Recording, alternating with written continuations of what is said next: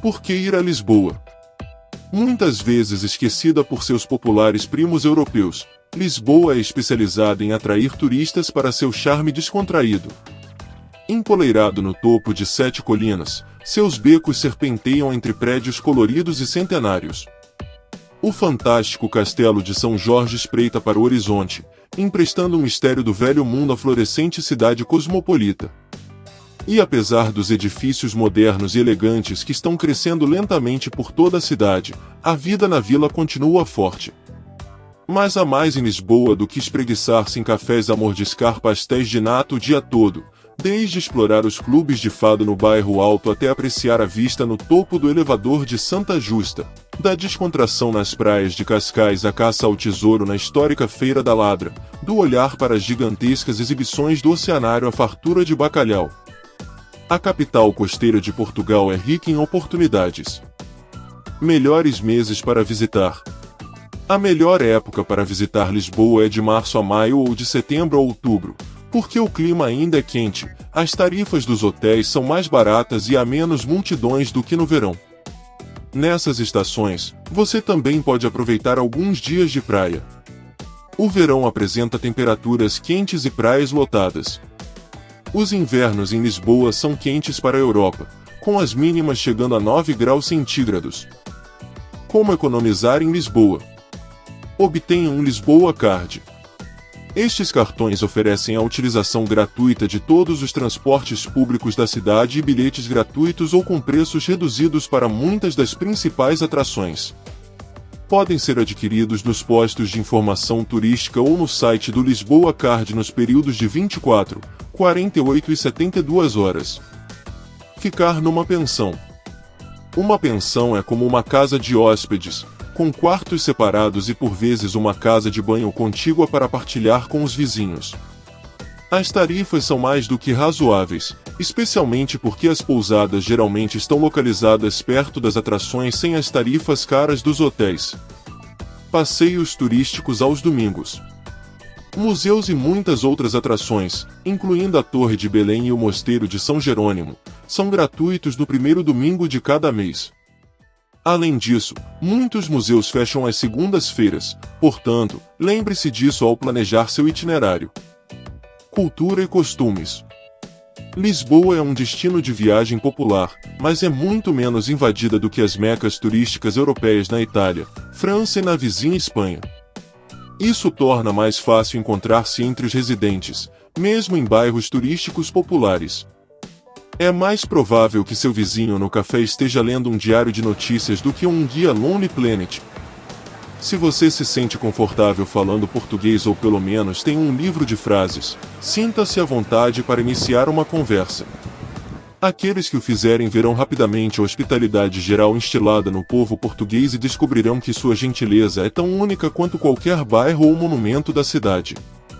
Os lisboetas seguem o relógio do Mediterrâneo. As refeições são mais tarde do que no norte da Europa, mas não necessariamente tão tarde quanto na Espanha.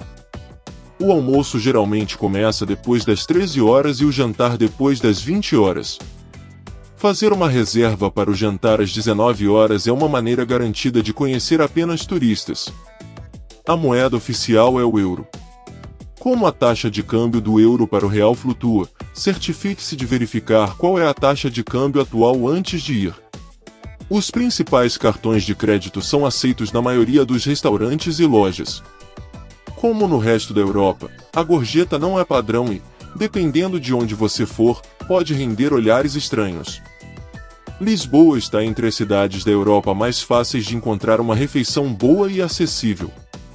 Isso vale para o café da manhã, almoço, jantar e qualquer refeição intermediária, mesmo em muitos distritos turísticos. Se estiver com orçamento limitado, é possível experimentar o melhor da comida tradicional portuguesa por menos de 30 euros por dia, por pessoa.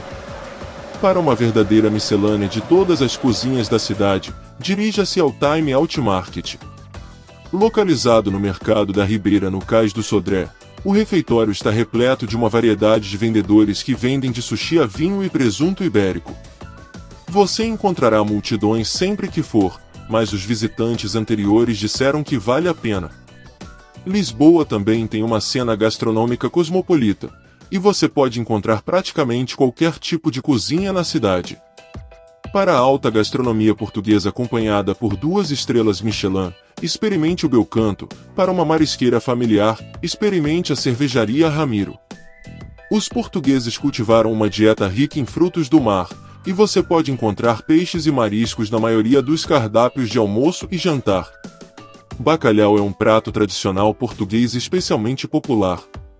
Ao visitar restaurantes, mercados e cafés pelo país, você encontrará bacalhau, de uma forma ou de outra, em quase todos.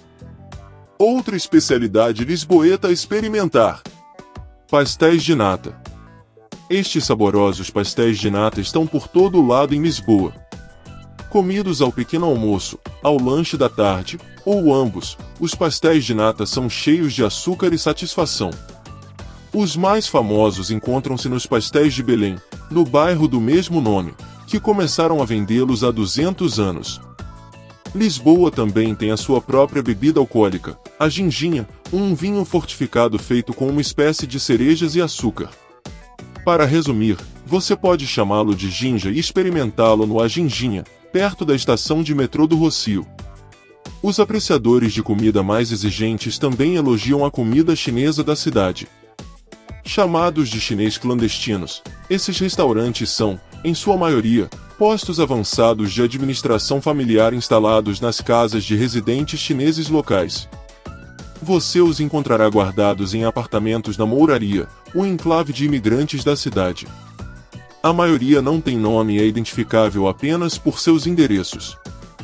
Fique de olho se estiver na zona da Rua do Formoso, Rua da Guia ou Rua do Capelão. Quando se trata de café, os portugueses sabem apreciá-lo como ninguém. Seja de manhã ou à tarde, é possível encontrar lisboetas lotados nos cafés. No entanto, não presuma que os cafés ou cafeterias sejam necessariamente limitados ao café, vinho, cerveja, doces e até refeições completas acessíveis estão disponíveis. É muito fácil encontrar uma cerveja por menos de €1, por exemplo, mesmo em alguns cafés turísticos. Segurança. O crime contra turistas foi além de furtos de carteira para assaltos violentos.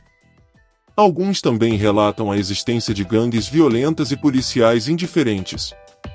Esteja atento ao viajar à noite, especialmente em algumas das principais atrações e nos arredores de Lisboa. Você também deve ter cuidado ao sacar dinheiro de caixas eletrônicos. Se puder evitá-lo, evite visitar os caixas eletrônicos à noite. Desconfie do norte de Lisboa à noite, especialmente em torno do Intendente Martim Moniz. Essas áreas são conhecidas por abrigar uma multidão mais rude, juntamente com alguns bordéis. Como se locomover em Lisboa? A melhor forma de se deslocar por Lisboa é a pé e de transportes públicos. Seus próprios pés são uma ótima maneira de ver os pontos turísticos. Lembre-se de que escalar as ruas montanhosas da cidade a pé pode ser um exercício e tanto. Para uma mudança de ritmo, e para recuperar o fôlego, considere usar ônibus, bondes, metrô e elevadores. Uma palavra de cautela: o elétrico 28 de Lisboa e o elevador de Santa Justa funcionam como atrações, então espere multidões. Para uma viagem mais rápida, considere um táxi. Apenas saiba que durante a hora do rush, você ficará sentado em seu táxi por um tempo, graças a todo o tráfego. Os táxis são especialmente abundantes no aeroporto da Portela de Lisboa, localizado a cerca de 7 km a norte dos distritos turísticos do centro da cidade. As viagens entre o aeroporto e o centro da cidade geralmente custam de 10 a 15 euros. Há também uma estação de metrô no aeroporto com linha direta para o centro da cidade. A linha Aeroporto Saldanha leva-o até a Baixa de Lisboa em cerca de 20 minutos. Olá pessoal, gostaria de encerrar esse vídeo com um enorme agradecimento a todos vocês que assistiram até aqui. Sem a presença de vocês, todo esse esforço não teria sido possível. Agradeço também aos que deixaram comentários e sugestões construtivas, pois elas são muito valiosas para o meu desenvolvimento e aprimoramento como criador de conteúdo. Por fim, quero dizer que fico muito feliz em poder compartilhar com vocês um pouco do que eu sei e do que eu gosto. Espero que vocês tenham se divertido e aprendido algo novo. Muito obrigado por assistirem e até o próximo vídeo.